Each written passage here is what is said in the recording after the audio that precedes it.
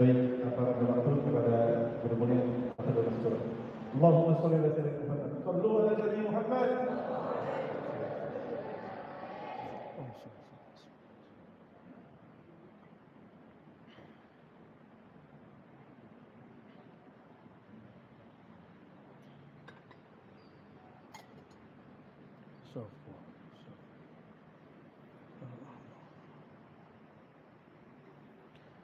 Assalamualaikum warahmatullahi wabarakatuh.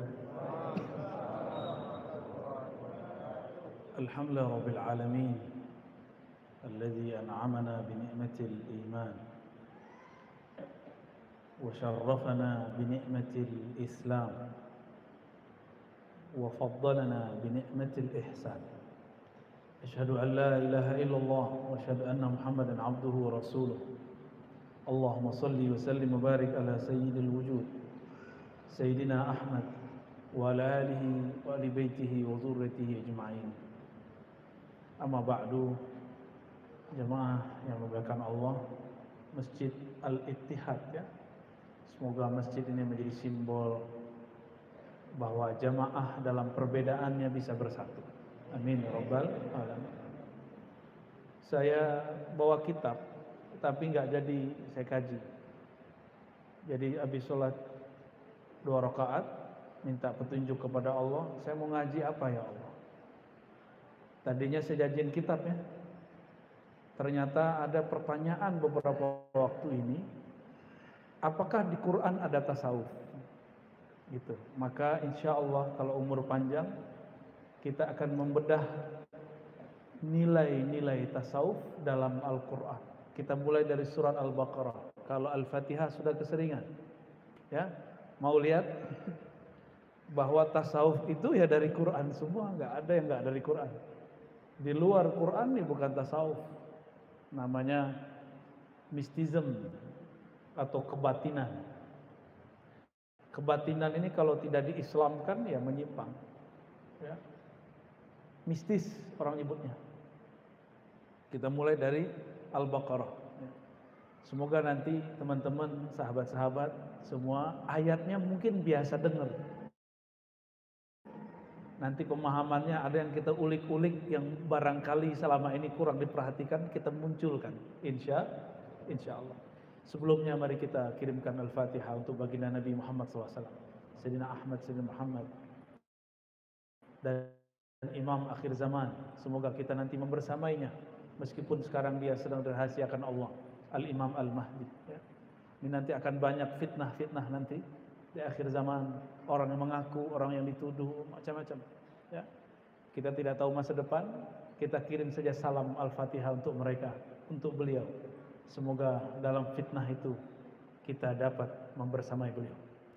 Begitu juga kepada Sayyidina Balya bin Abil Abbas Khidir alaihi salam, Sayyidi Abdul Qadir Jilani, Sayyidi Habib Hasan, Sayyidi Muhammad Bahuri Syah Naqsyabandi wa jami' sadatina al-awliya as-salihin, dan semua guru-guru kita yang meriwayatkan Al-Quran, terutama jalur Imam Asim yang diriwayatkan oleh Imam Hafiz ya. Masyayikh kita yang mengajarkan tafsir, ilmu-ilmu rohani, lahum walana al-Fatihah. Bismillahirrahmanirrahim. Ya Rasul.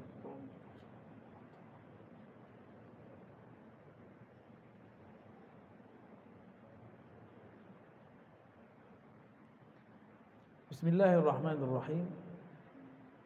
A'udzubillahi minasyaitonir rajim. Bismillahirrahmanirrahim. Qala ta'ala Alif Lam Mim. Ini harusnya dibahas tapi saya skip dulu ya, karena panjang pembahasannya. Karena satu alif bisa satu pertemuan bisa lebih. Jadi kita keep dulu ya. Yang pasti tanya kepada semua ahli bahasa, mereka tidak bisa menjelaskan kebahasaan alif lam mim. Karena bahasa mereka masih bahasa bumi, sedangkan alif lam mim bahasa langit. Ya, semua orang Arab bingung. Kita alhamdulillah diizinkan Allah Subhanahu wa taala mendapatkan ayat-ayat seperti ini. Dan dibacanya bukan alamun. Alamun artinya penyakit, sakit. Tapi kalau alif itu satu huruf, satu makna, satu ma'rifat. Lam itu satu huruf, satu makna, satu ma'rifat. Mim itu satu huruf, satu makna, satu ma'rifat. Dulu Ibnu Katsir menjelaskannya sedikit saja, tergantung yang dia dapatkan dari riwayat Imam Ibnu Majah, Imam At-Tabari, mohon maaf ya, Imam Tabari, yang kemudian Tabari juga meriwayatkan dari Imam Mujahid, Muqatil, Tawus, dan mereka semua murid daripada Ibnu Abbas radhiyallahu taala anhuma. Jadi ini saya keep dulu ya, karena dulu ada orang sok pinter ngomong begini, ini hanya Allah yang maha tahu. Dia nukil kalam Imam Suyuti. Imam Suyuti ngomong begitu, bukan berarti kita nggak boleh tahu. Untuk segala hal pasti Allah lebih tahu, benar nggak? Bukan berarti kita nggak boleh. Ya kita siapa tahu diberitahu oleh Allah Subhanahu wa taala. Maka alif lam mim ada maknanya di kitab tafsir, apalagi di kolbu para kekasih-kekasih Allah Subhanahu wa taala. Ini simbol-simbol alif lam mim. Kita langsung saja, dzalikal kitabu la raiba fi. Dzalika secara harfiah artinya itu, itulah. Tapi ahli tafsir seperti Imam Ibnu Katsir, Suyuti mengartikan zalika itu hadza, ini. Saya sangat takzim kepada mereka, tapi saya tetap mengembalikan makna zalika kepada zalika, bukan hadza. Zalikal kitab, itulah kitab, yaitu alif lam mim satu kitab. Ya. Lam mim, alif lam mim itu pembahasannya satu kitab di alam sana. Makanya diurai salah satu bentuknya Al-Qur'an ini. Ya. Dzalikal kitab, demikianlah kitab. La raiba fi. Sisi tasawufnya di mana di sini? La raiba fi. Ini pertama. Dalam ilmu tasawuf tidak boleh ada raiba. Apa arti raiba? Syak, keraguan. Ragu kita kepada Allah, ragu kita berguru, ragu itu dari syaitan. Ya, ragu itu sifatnya syaitan. Raiba itu penyakit di dalam kolbu. Orang yang memelihara penyakit ini suatu saat akan menjadi pengkhianat. Ya. Kalau dia seperti orang beriman, itu calon munafik. Inilah ajaib surat Al-Baqarah ayat 2 ini. Ayat pertamanya sudah menyentuh bab tasawuf. Di tasawuf nggak boleh ada raiba. Ya, zalikal kitabu la raiba fi. Saudara-saudara makan Allah, ikhwan fillah, Alkitab, kembali ke Alkitab. Alkitab itu adanya di mana? Di kertas atau di kolbu Nabi? Ya. Allah itu kalau nurunin Alkitab kemana? Dicetak dulu di bumi? Enggak, langsung turun ke kolbu Nabi. Maka ada istilahnya Kitabu Ar-Risalah, kitab risalah yang ada dalam kolbu Nabi. Itu istilah aja. Itulah yang Nabi bacakan. Ada yang Nabi katakan ini sumbernya Allah, bernama Al-Quran. Penjelasan dari beliau bernama sunnah atau hadis. Semuanya kitab. Coba diulang-ulang, diingat-ingat. Kitab Sahih Bukhari itu menceritakan siapa? Rasulullah. Terus Rasulullahnya siapa dong? Sahih Bukhari kitab nggak? Benar. Tentang siapa Sahih Bukhari? Tentang Rasulullah. Berarti Rasulullahnya siapa dong? Rasulullah lah Alkitab yang sebenarnya. Kolbu beliau itu isinya Alkitab. Itu sisi tasawuf Pak kalau menafsir. Sayyidah Aisyah menangkap itu ketika ditanya oleh sahabat Nabi, apakah akhlak Rasulullah? Jawabannya apa? Khuluquhul Quran. Akhlaknya Quran. Quran itu Alkitab. Kalau akhlaknya Quran, yang punya akhlak apa dong? Alkitab. Maka salah satu nama Rasulullah itu Alkitab. Jadi kolbu Nabi namanya apa? Alkitab. Jadi ini boleh diartikan zalikal kitab. Inilah kitab yang ada di kolbu Nabi.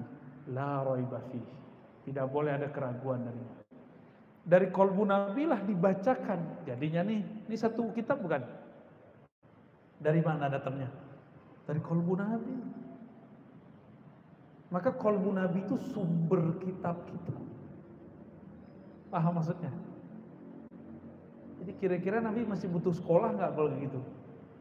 Justru studi-studi S1, S2, S3 semuanya adalah tentang kolbu Nabi Sallallahu Alaihi Wasallam. Jadi aneh orang baru LC, baru MA, terus berani bantah-bantah Al-Quran itu aneh. Atau bantah ulama-ulama ahlul Quran. Dia nggak ngerti, dia bilang ulama yang mengerti tasawuf ini zindiq. Saya sering nanya Pak, Nabi yang di Madinah sama Nabi yang di sini sama nggak? Sama nggak? Jadi kalau kita sholawat di sini, kita sholawat di Madinah sama nggak? Kitab Sahih Bukhari di Madinah sama di sini sama nggak? Sama aja. Maka orang yang nggak ngaji di sono ya pulang-pulang bego. Orang yang ngaji di sini ke sana ya jadi orang alim. Itulah Maulana Zakaria Kandahlawi yang nulis kitab Fadilah Amal. Datang ke Madinah jadi guru. Sidi Ahmad Ghumari, Sidi Abdullah Ghumari, orang Tonja, orang pojok sono barat. Tonja itu kan wilayah Maroko. Pojok sono. Datang ke Mekah Madinah jadi guru. Orang Mekah Madinah ngaji sama beliau. Jadi jangan tertipu oleh tamatan mana, itu gak ada ceritanya. Ya. Tapi pandanglah dia ngaji apa, gurunya siapa. Ya. Jadi jangan gelar itu cuma gelar tertulis di ijazah. Coba dicek di jidatnya ada nggak gelarnya. Ngeceknya dia bacaannya berapa gitu. Ya, jadi jangan tertipu. Saya bukan lagi belain orang tamatan dalam negeri, enggak, saya nggak penting juga. Karena saya punya sanad ke Timur Tengah lebih banyak daripada dari Indonesia. Sanad-sanad yang kita dapat dari ulama sana lebih banyak.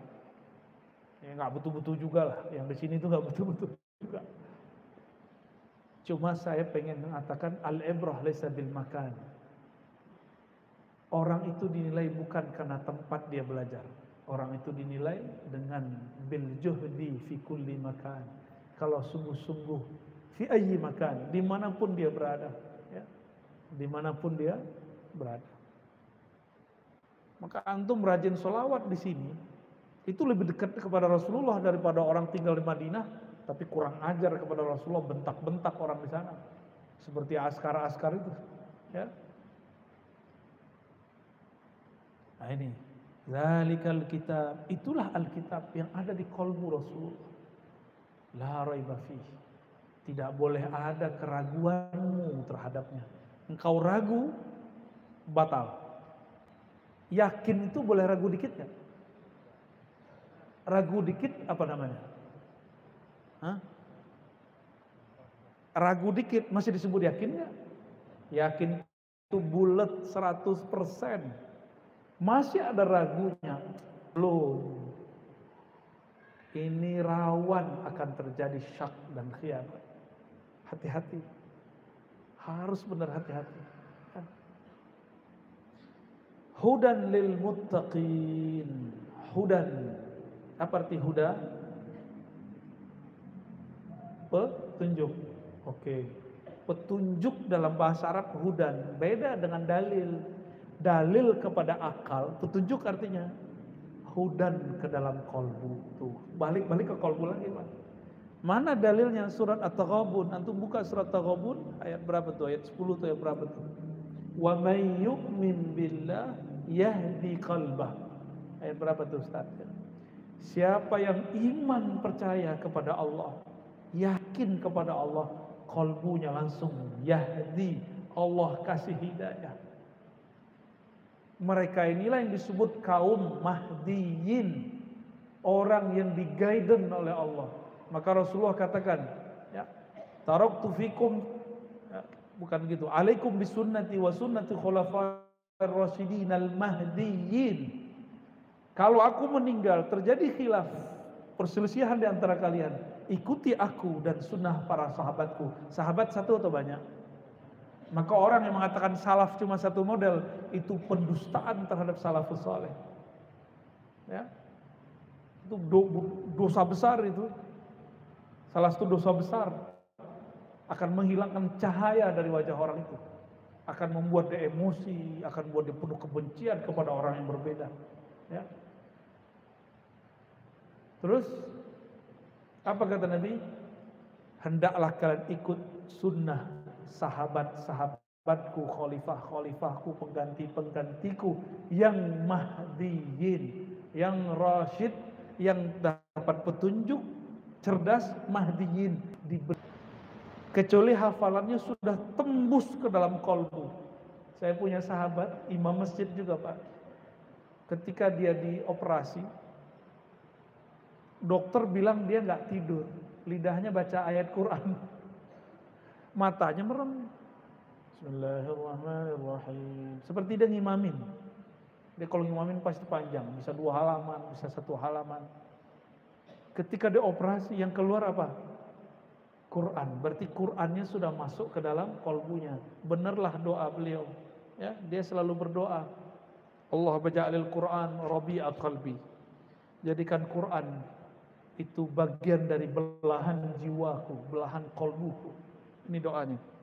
Ya sampai sekarang orangnya masih hidup.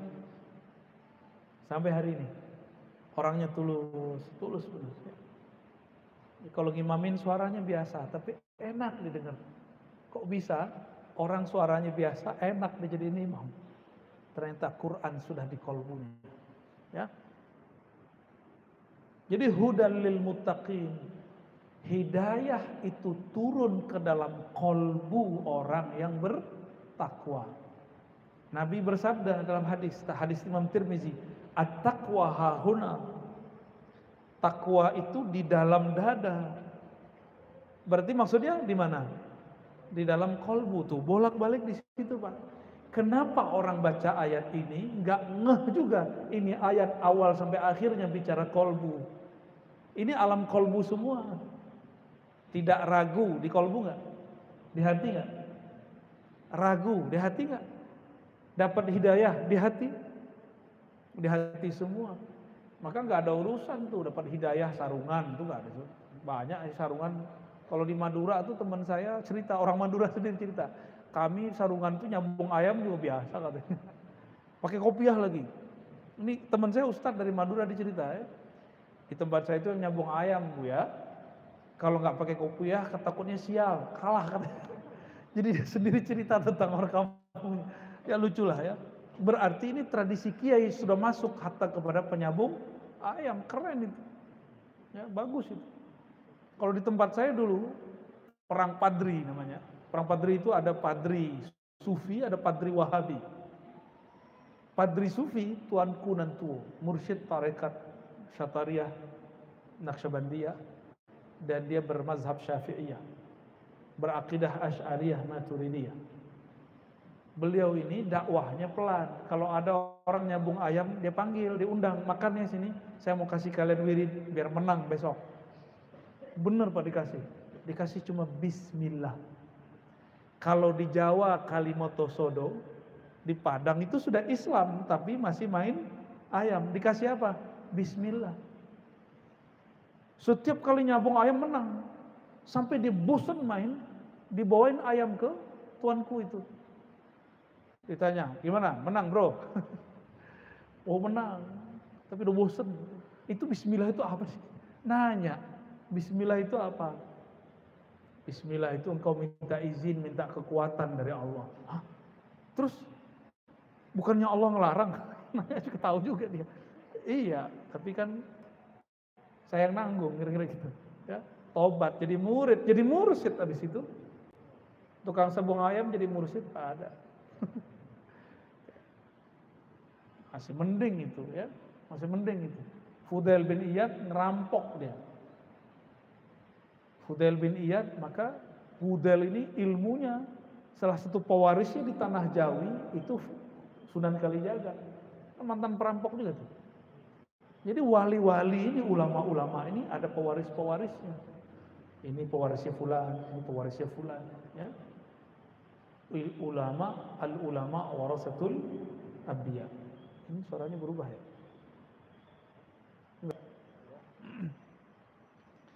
Hudan lil muttaqin.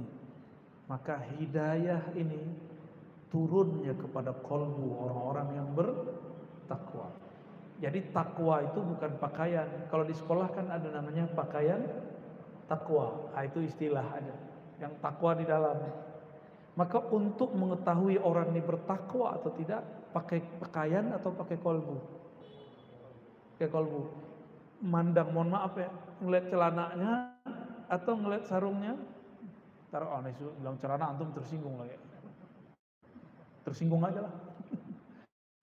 Ngeliat celananya atau ngeliat sarungnya, ngeliat kopiah, apa yang dilihat ketika orang bertakwa? Kolbunya memancarkan apa? Wah, lebih sahih ya? Lebih bagus gak? Wah, ini aja ya. Bagus Pak Pengurus. Jadi kalau ceramah begini aja, kita lagi ngomong dangdutan kok. Nah, ini ringkasan ya, saya coba gak panjang-panjang, karena kalau panjang-panjang takut dikit dapat ayatnya. Alladzina yu'minuna bil ghaibi. Orang-orang, siapakah yang disebut bertakwa? Orang-orang yang percaya kepada yang gaib. Apa arti gaib? Apa beda gaib dengan batin? Kita kalau bahasa Arab nyebut gaib artinya apa? Gaib gitu, gaib. Nah, disetting lagi Pak.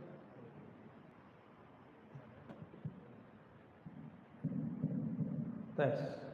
Kedengeran sampai ke belakang. Bagus. Pecah-pecah nggak? Ya sudah ya. Tapi sayanya nggak enak dengernya. Ya oke, biarin dah. Ya. Alladzina yu'minuna bil ghaibi. Jadi kalau nyeting ini sebelum ceramah Pak ya, biar enak. Orang-orang yang percaya kepada yang gaib. Yang percaya tadi siapa? Qalbu. Yang dipercayai gaib. Apa arti gaib? Tidak tampak secara kasat mata. Tidak terasa dia hadir secara akliyah. Dilihat pakai mata nggak kelihatan. Didengerin nggak kedengeran. Dideketin nggak bisa deket. Nah, itu namanya gaib. Jadi yang itu bahasa bebasnya. Ada bahasa rugasnya. Gaib itu adalah sesuatu yang tidak dapat diakses oleh panca indera. Sesuatu yang tidak dapat diakses oleh panca lima indera. Mata, telinga, penciuman, meraba, apa lagi? Lidah. Gak bisa. Coba, bisa lihat jin gak? Bisa lihat jin? Bisa lihat malaikat? Tapi mereka ada gak? Yakin. Nah, ini beda. Ngelihat gak? Melihat gak? Terasa gak? Emang ada yang ngerasain jin? Kan enggak juga. Maka disebut gaib. Gaib. Apa bedanya dengan batin? Batin itu tidak tampak dengan panca indera, tapi terasa oleh rohani. Itu batin. Lain dengan kebatinan, itu mistism. Ya. Kebatinan itu menentang syariat. Itu orang kebatinan. Tapi kalau batinnya sudah diislamkan, dia pasti bersyariat. Aman, insyaallah. Baik. Alladzina yu'minuna bil ghaibi. Orang-orang yang percaya kepada yang gaib. Yang gaib itu apa tadi? Yang tidak dapat diakses oleh panca indera. Wa yuqimuna sholata. Sisi tasawuf lagi. Dalam tasawuf enggak ada namanya melaksanakan sholat, enggak ada. Yang ada cuma yuqimun. Apa bedanya melaksanakan sholat dengan yuqimuna sholat? Yuqimun itu berarti berusaha menyempurnakan sholat. Berusaha menyempurnakan sholat. Tapi bisa sempurna nggak? Enggak. Maka orang-orang yang bertakwa itu selalu minta ampun karena sholatnya merasa tidak sempurna. Kayak tadi itu pikirannya macam-macam lagi sholat. Tapi antum berusaha toh, namanya yuqimun. Maka iqamatus sholat berbeda dengan as-sholah itu sendiri. Ya. Jadi kalau kita ini mengatakan misalnya saya sholat, nah itu sebenarnya kurang bagus secara bahasa Arab, tapi bahasa Indonesia boleh. Saya sedang mengusahakan untuk menyempurnakan sholat. Bukan mendirikan juga, karena mendirikan apa yang didirikan Pak? Mendirikan dalam bahasa Melayu benar, tapi dalam bahasa Indonesia sekarang disebut mendirikan sholat. Anak kecil kita bingung, apanya yang berdiri Bah? Gitu. Ya kan? Dalam bahasa Arab, nih coba dengerin, aqim wajibatak. Aqim wajibatak, apa artinya? Dirikan kewajibanmu. Enggak, usahalah menunaikan kewajibanmu. Itu artinya. Ya. Jadi aqim, aqama, iqamah itu berarti apa? Berusaha menyempurnakan. Makanya di Quran yang sering saya bahas di banyak tempat, Allah mengatakan fawailul lil musallin, bukan fawailul lil muqimin. Celaka bagi yang merasa sholat. Baru sholat pakai celana jingkrang udah rasa bener ya. Emang beda sholat pakai celana jingkrang sama gak jingkrang? Rasanya coba rasain. Kan sholat yang diterima orang yang khusyuk, bukan masalah celananya gimana. Kenapa celana jingkrang, bukan celana, sarung kalau di hadis. Sarung yang melebihi mata kaki itu haram di zaman Rasulullah. Karena itu simbol orang-orang belagu. Dulu itu, sarung itu mahal. Sehingga boro-boro ada kain pembatas akhwat ikhwan, nggak ada. Dulu mending itu dibagi-bagi untuk orang hidup susah. Nggak ada dulu. Sekarang sarung 20.000, 30.000, 50.000 sudah dapat. Maka orang yang sarungnya di bawah mata kaki bukan lagi berarti orang kaya hari ini. Sehingga ketika dia pakai sarung, dia nggak ngerasa belagu. Maka dibedakan kibria dengan khuyala. Kiber sombong karena dari dalam, dengan sombong karena performan, penampilan. Itu dibedakan. Dibedakan Pak. Sombong karena penampilan disebut khuyala.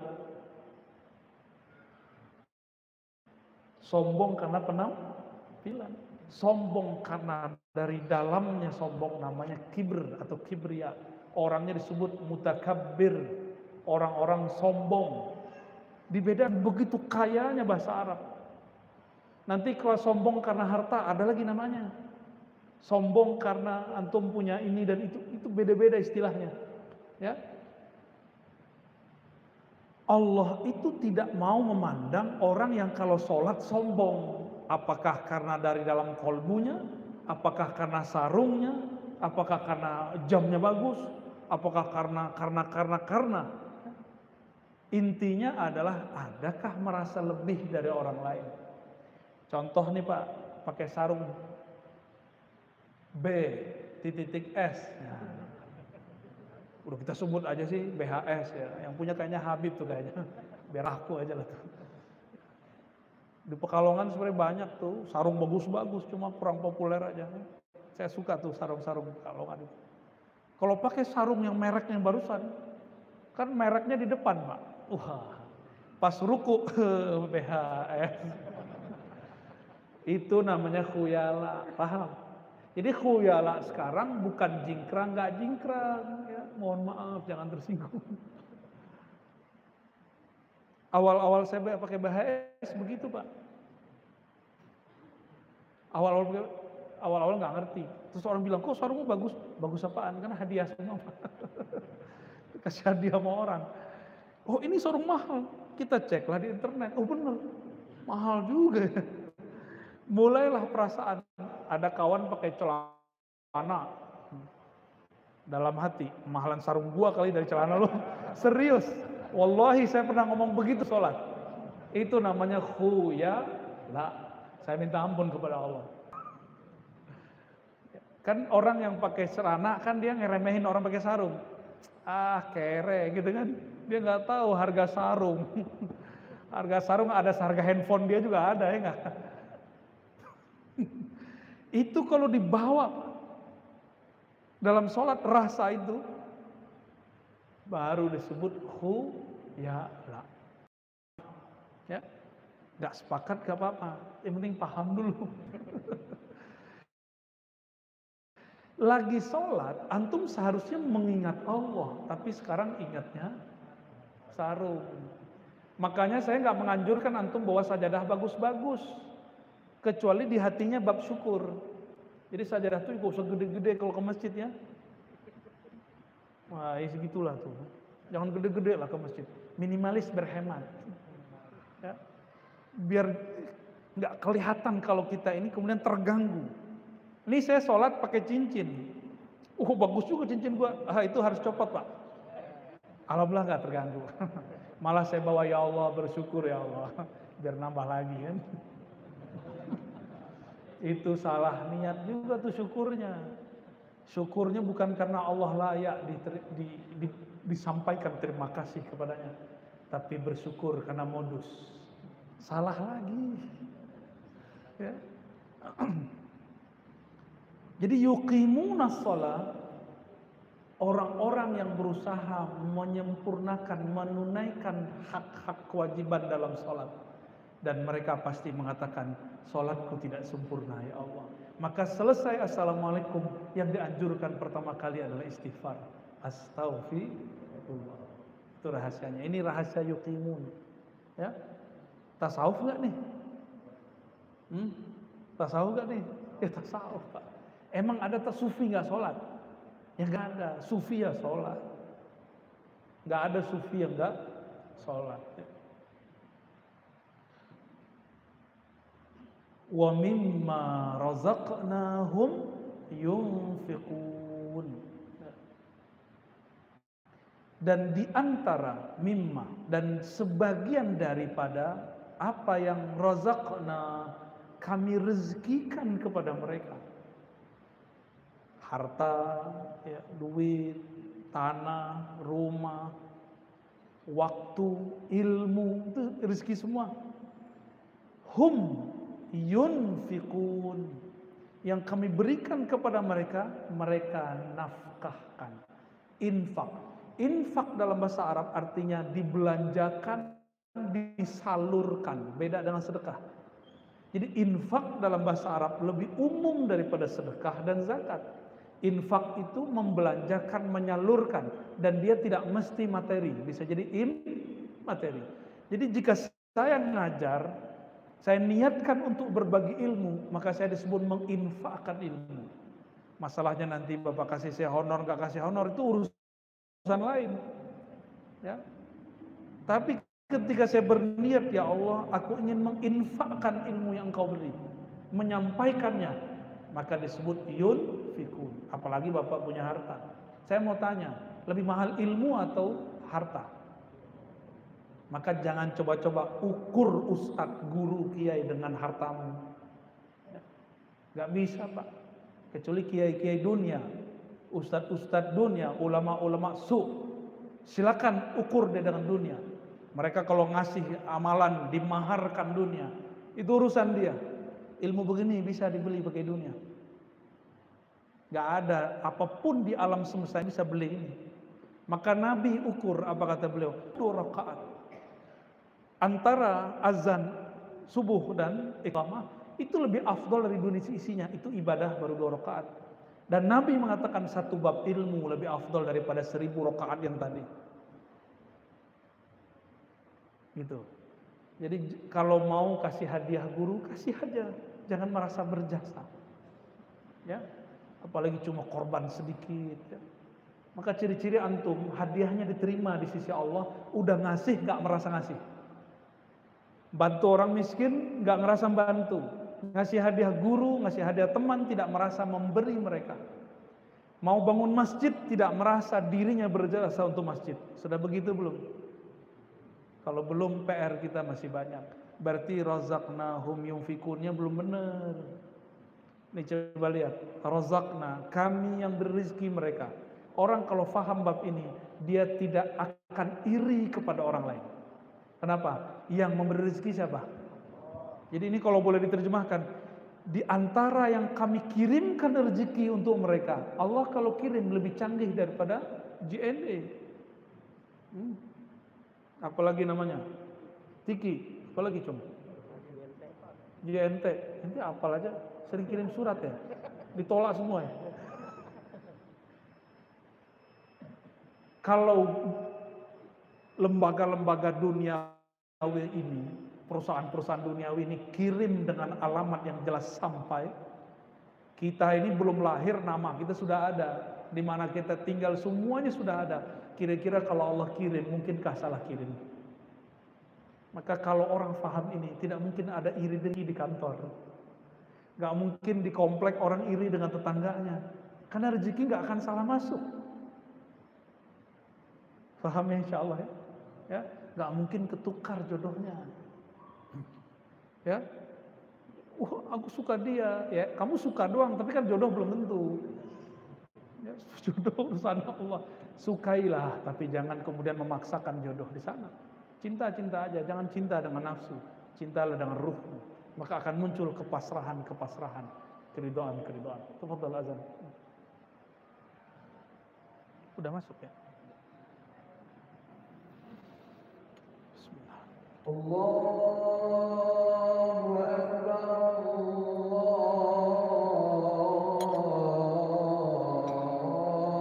Allahu Akbar, Allahu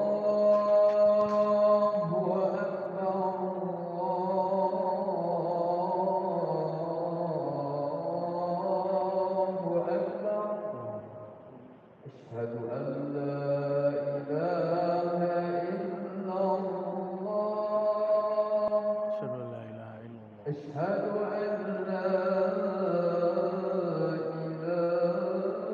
إله إلا الله أشهد أن محمدا رسول الله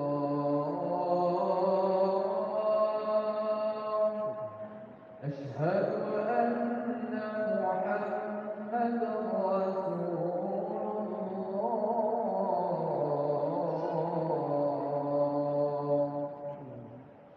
حي على الصلاة حي على الصلاة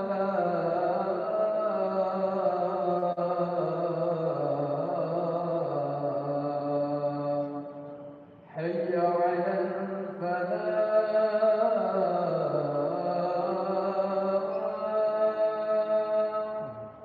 حي على الفلاح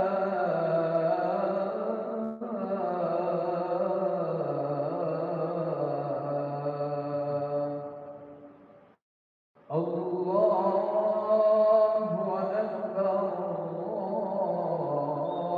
الله أكبر لا إله إلا الله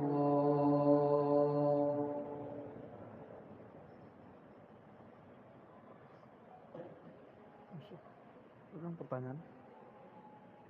Kertasnya mana? Kertas.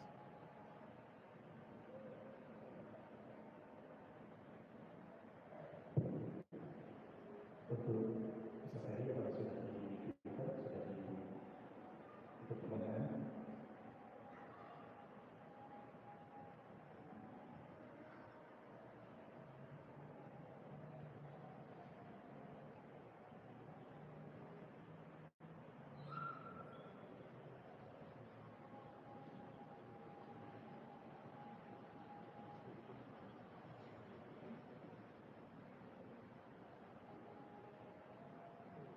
Yuk, dibacain langsung.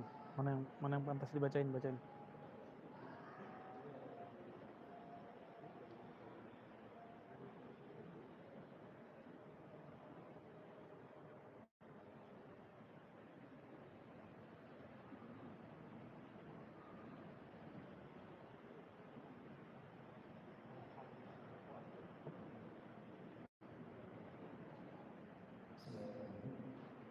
Assalamualaikum Buya, mohon bertanya yang dimaksud kalau Rasulullah SAW dipenuhi Al-Quran itu bagaimana? Terima kasih dan mohon maaf. Di dalam Al-Quran disebutkan bahwa Jibril nazala, turun itu ala qalbik, ke dalam kolbumu. Jadi Al-Quran itu risalahnya diturunkan ke dalam kolbu Rasulullah. Jadi nggak ke otak sini. Nah, inilah pembeda abadi antara pewaris Rasulullah dengan pewaris Dajjal. Tentara Rasulullah dengan tentara Dajjal. Tentara Dajjal itu nanti mereka hafal Quran cuma pakai ini. Sedangkan tentara Rasulullah di akhir zaman, dia menghafalkan Al-Quran dengan kolbu. Semoga kita termasuk yang kedua. Amin. Anak-anak kita semua. Maka jangan tekan anak-anak untuk menghafal dengan ininya, tapi dengan kolbunya. Maka semakin bertambah hafalannya, pasti bertambah akhlaknya. Dan itu dibutuhkan guru-guru bersanad, guru-guru yang bersilsilah dan berakidah yang sahihah. Sekarang bersanad aja ternyata jadi masalah. Sanad kan bisa dipalsukan atau dapat sanad tabarruk. Ya, belum tentu benar itu. Harus sanadnya bukan hanya sanad membaca, tapi juga sanad akhlak. Ya, ahlul Quran harus meniru akhlak Rasulullah Sallallahu Alaihi Wasallam. Ya, lanjut. Bagaimana caranya merubah kebiasaan tidak baik agar bisa istiqomah dalam beribadah? Caranya dua, berguru atau berteman dengan orang yang dapat dijadikan guru. Jadi nggak bisa sendiri, antum sendiri ya balik-balik lagi. Kalau oleh ulama kita yang lain diganti lagi, ditambahkan, tinggalkan komunitas lamamu. Itu caranya. Jadi harus berguru. Karena ada ungkapan man la yara muflihan la yuflih abadan. Yang tidak pernah melihat orang sukses nggak akan pernah sukses. Yang nggak pernah lihat orang istiqomah nggak akan pernah istiqomah. Ya. Lanjut. Bagaimana hukum mengusap wajah setelah salat? Mau lari-lari, guling-guling, yang penting selesai assalamualaikum boleh.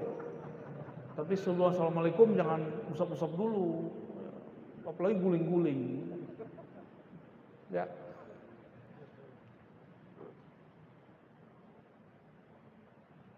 Dan syaratnya tidak dianggap bagian dari sholat, itu boleh. Ya. Kalau main handphone habis assalamualaikum boleh nggak? Boleh beneran. Kawan kita mengharamkan usap tangan, tapi kalau getar assalamualaikum buka handphone dia. Itu bid'ahnya luar biasa. Kenapa? Handphonenya buatan Cina. Kawannya benci sama Cina. Kalau kita kan nggak rasis, mau Cina mau Amerika, yang penting buat kita ya kan. Lanjut. Alhamdulillah saya mengikuti video Buya sewaktu mentafsir zikir di Kalimantan.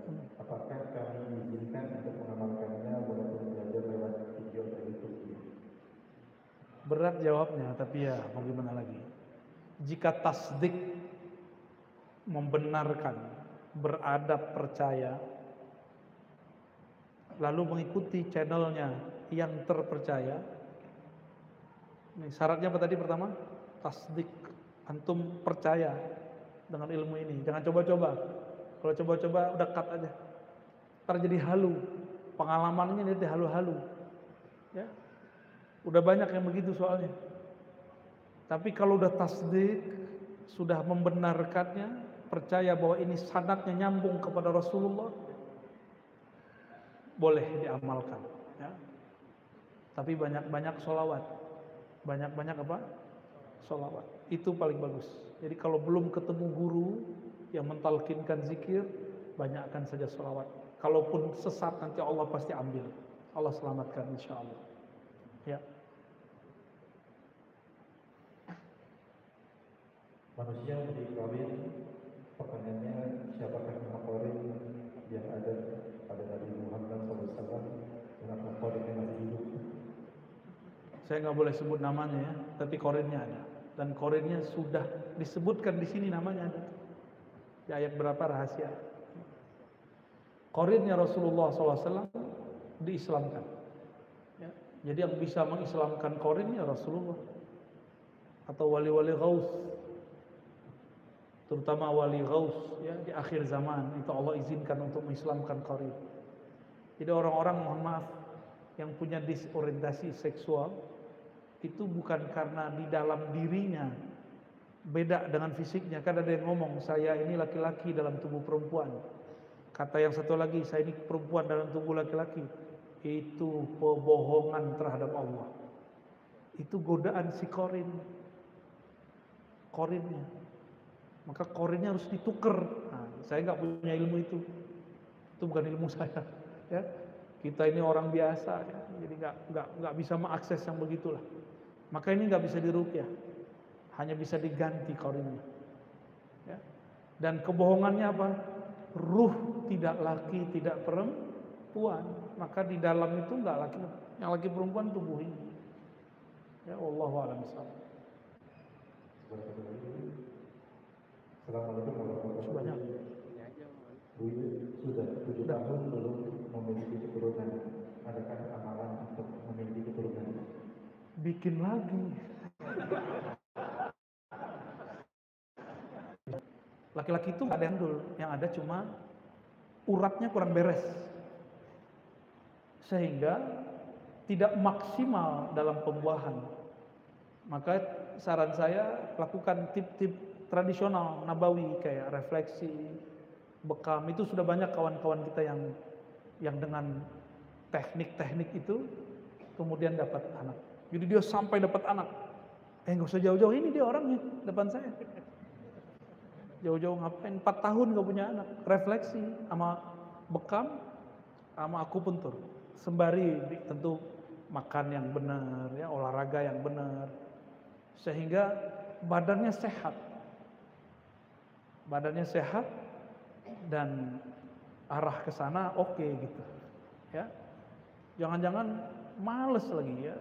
Ini mungkin dia nonton kali teman saya nih ya.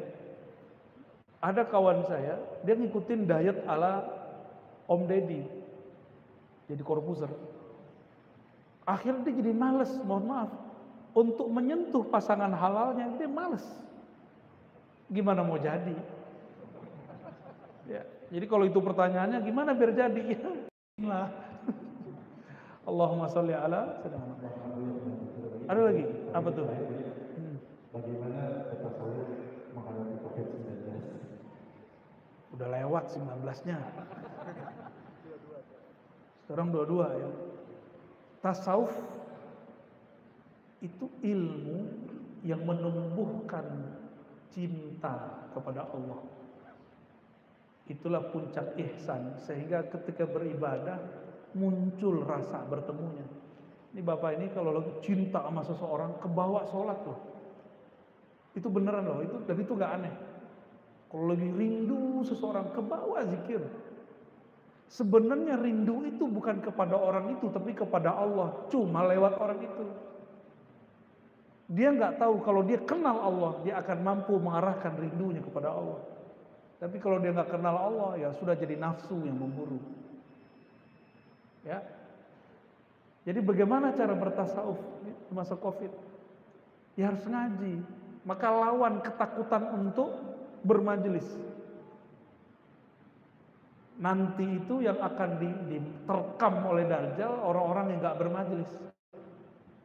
Jadi sudahlah disuruh pakai masker pak, ya, nambah modal hidup ya. Nggak apa-apa, disuruh pakai vaksin kita, ikutin. Saran saya kurangi nonton berita, dengerin berita, kurangi YouTube tentang update kasus. Alhamdulillah kami tidak mendengarkan itu. Saya punya teman orang-orang psikolog dan sama pendapatnya. Sebaiknya kita tidak mendengarkan berita. Wah, ternyata sama. Tapi seandainya psikolog ngomong gitu, saya juga menemukan sendiri lah ya. Ternyata hidup ini terasa lebih nyaman kalau nggak dengar berita. Ini orang-orang yang udah nggak dengar berita lagi nih, ya, ngikut aneh terus. Dan mereka hidup kayaknya enjoy. Ya, karena COVID kan kemarin, kena ya. Ya, tapi nggak ngeluh kan, nggak horor, ya, nggak kemudian pakai plastik kemana-mana, jijai ya. Sorry ya. Terlalu berlebihan itu. Allah itu memberikan kekuatan adaptif yang kuat dalam tubuh ini. Ini disebut ahsan taqwim. Mau pandemi 1000 kali, tubuh ini akan sanggup beradaptasi. Tenang aja Pak. Yang nggak kuat mati, ya udah selesai. Berarti tubuhnya nggak sehat.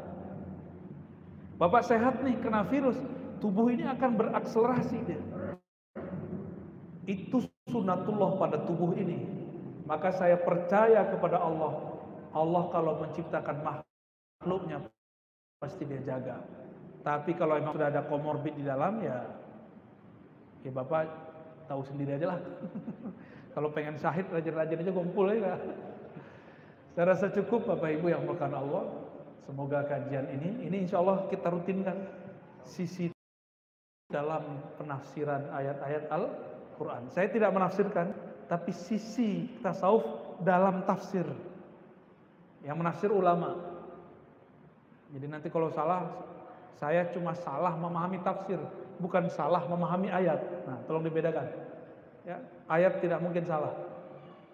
Yang salah mungkin Ar-Razi yang salah menjelaskan. Dan saya minta ampun kepada Allah jika terjadi kesalahan itu. Dan kita minta kepada Allah jika itu terjadi. Semoga ada orang, ada hamba Allah, ada petunjuk dari Allah untuk mengembalikan kita semua. Amin. Rabbal alamin. Wassallallahu ala sayyidina Muhammad subhanakallahumma wa bihamdika. Asyhadu an la ilaha illa anta astaghfiruka wa atubu ilaik. Allahumma ya Allah, ya muqallibal qulub, wahai yang membolak-balik hati kami. Tsabbit qulubana ala dinika wa ta'atik. Tetapkan kalbu kami untuk menjadi hamba Engkau, untuk iman kepada Engkau, untuk wafat dalam la ilaha illallah Muhammadur Rasulullah. Ya Allah, Rasulmu mengatakan jika Rasulmu meninggal maka akan terjadi ikhtilaf, perselisihan. Maka jadikan kami ya Allah orang-orang yang dapat rahmat dalam perselisihan itu, orang-orang yang tidak menumbuhkan kebencian dalam perbedaan itu, orang-orang yang menjaga kasih sayang dalam semua pergaulan dan perbedaan kami. Allahumma arsyidna rusda wahdina huda. Ya Allah, bimbinglah kami, berhidayah kami. Waj'alna minal muttaqin, waj'alna min awliya'ikas salihin. Jadikan kami hamba Engkau yang muttaqin, hamba Engkau yang disebut kekasih-kekasihmu, wali-walimu. Rabbana atina fid dunya hasanah wa fil akhirati hasanah wa qina adzabannar. Waqtim lana bil khairat wa barik lana wa liwalidina wa limasyayikhina wa li ahlina wa li auladina wa lil hadirin wal hadirat walhamdulillahi rabbil alamin. Assalamualaikum warahmatullahi wabarakatuh.